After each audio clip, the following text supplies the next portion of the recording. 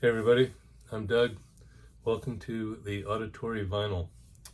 Uh, Time for another week in review. I'm going from July 28th to today, August 3rd. So, right off the bat, 1979, July 28th, Boomtown Rats made it to number one on the UK singles with I Don't Like Mondays. This is the greatest hits that came out years later. But the song I Don't Like Mondays came from a girl in San Diego, 16-year-old girl in San Diego, shot at a playground full of kids and killed 2 adults and injured 8 children. And when they asked the 16-year-old girl about it, she just said, I don't like Mondays, and this livens up the day.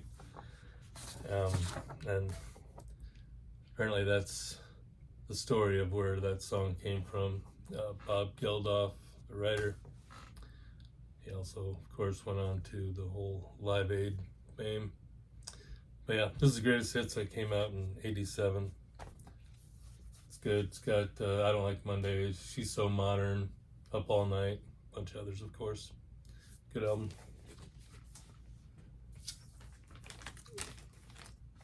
July 29th, 1967. The Doors, 3 weeks on the US singles chart with Light My Fire. Great song. Probably got overplayed on the radio, but yeah, classic song by them. This was a big album, of course. Also has Break On Through, Soul Kitchen, Alabama Song, Backdoor Man, The End. Just great songs all the way through.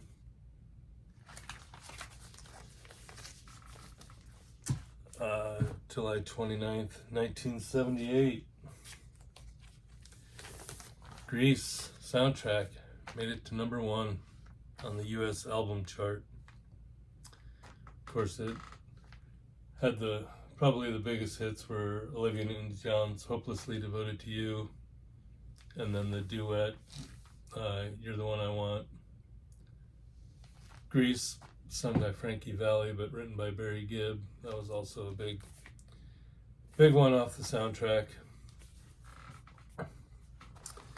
July 29th, Geddy Lee of Rush turned 71, and Martina McBride, country singer, turned 58.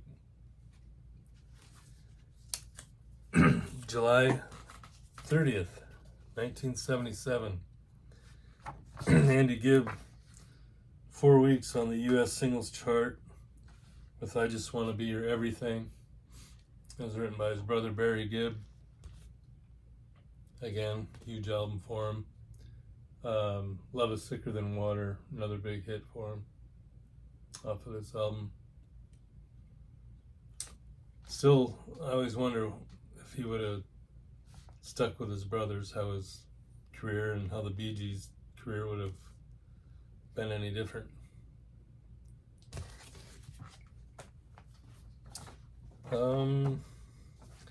July 30th, 1988, Steve Winwood, a 4-week stint, number one US singles with Roll With It. Yeah, this is a great album by him. He had a lot of, like 3 or 4 good solo stuff. Don't You Know What the Night Can Do is also on here. Holding On. Good stuff.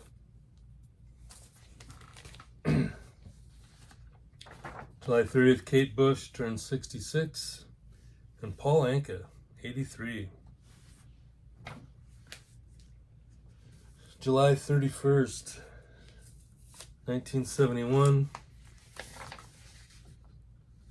James Taylor made it to number one with You Got a Friend, written by Carole King. She also had a big hit with it. But he had Best Pop Vocal by Male and Song of the Year for that song. This is a German import here. The only difference is they're both gatefold, but the American one, the album comes out on the edge, and the German one, it comes out on the middle. Not too much different on the label. They both the green early Warner Brothers, but yeah, sounds good. And Places in My Past is a good song off of here. Mudslide Gym, title track. Highway Song, Long Ago and Far Away. It's a good album. July 31st, 1985. Eurythmics went to number one on the UK singles with There Must Be an Angel off of Be Yourself Tonight, this album. Stevie Wonder plays harmonica on that song. Would I Lie to You is also on here. That was a big hit. What else? I thought there was another. Here Comes That Sinking Feeling. That was a good tune. Yeah, good album by Eurythmics.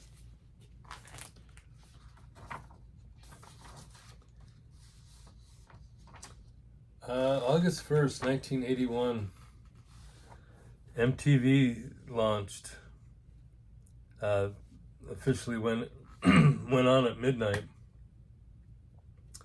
And of course, you all know that the first song was Video Killed the Radio Star by the Buggles. Of course, probably one of the biggest events in music history. You know, it changed everything. August 1st, 1981, Rick Springfield went to number one on the US singles chart with Jesse's Girl. Also got Best Male Rock Vocal for that year, that song. I've Done Everything for You is on here. That's the one that was written by Sammy Hagar, right?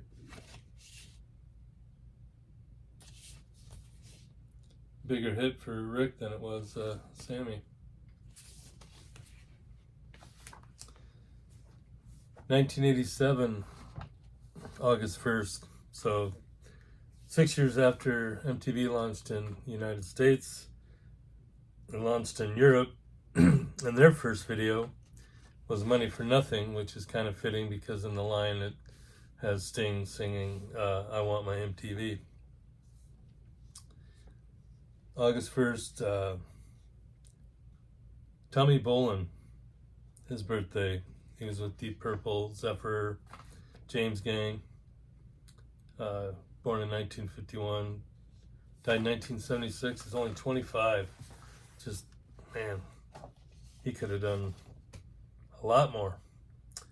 Joe Elliott of Def Leppard turned 65 on August 1st.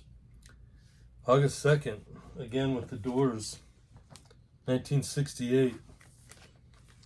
2-week ride at number one US singles with Hello, I Love You off of the Waiting for the Sun album. Again, a bunch of great tunes on here. My Wild Love, Love Street, We Could Be So Good Together, The Unknown Soldier, great stuff.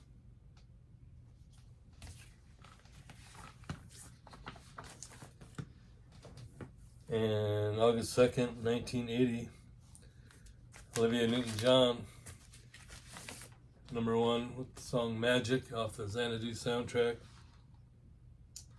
I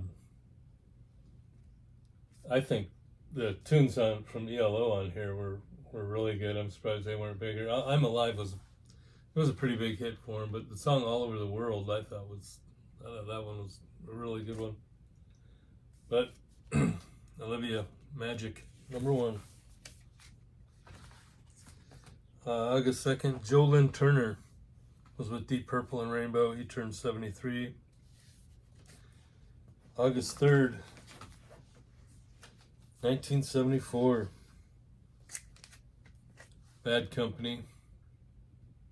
Their solo album made it to #1 on the US album chart. This is another one of those albums that are just flooded with great songs. Can't Get Enough, Rock Steady, Ready for Love, Seagull's a great tune. Of course, the title track, Moving On. Great stuff. And August 3rd, 1985, Tears for Fears. 3 weeks in at #1 on the singles chart. Their song Shout. And of course, Everybody Wants to Rule the World was a big hit off of here. And today is James Hetfield from Metallica. He turned 60. And again, I forgot to turn on my background music, so maybe next time. New releases coming out this week. The band X, I think it just came out yesterday or today. Album called Smoke and Fiction. New tunes. You guys have been around close to 50 years. 45, I think, for sure. But they got different variants of vinyl, colored vinyl, yellow, red, and green. Cinderella, re-released in their 1994 album, Still Climbing. I believe that was their last studio album. Linkin Park, Hybrid Theory from 2000. Being re-released this week on yellow vinyl. Quiet Riot's Metal Health from 1983 being re-released this week. And Hall & Oates, Abandoned Luncheonette. That's the one with the was an old train car like out in the woods or something like that on the cover from 1973. It had the hit song She's Gone on there. It's being re-released on translucent gold colored vinyl. Some people on tour currently. Billie Eilish, Los Lobos, that'd be cool. The Killers, and Lana Del Rey are all out and about. And I just heard Black Crowes gonna be right here in central Iowa in January, so that might be on my Christmas wish list to get tickets for that.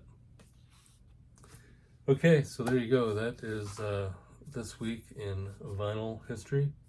Glad you could be here on the Auditory Vinyl, and we'll see you next time. Enjoy the music.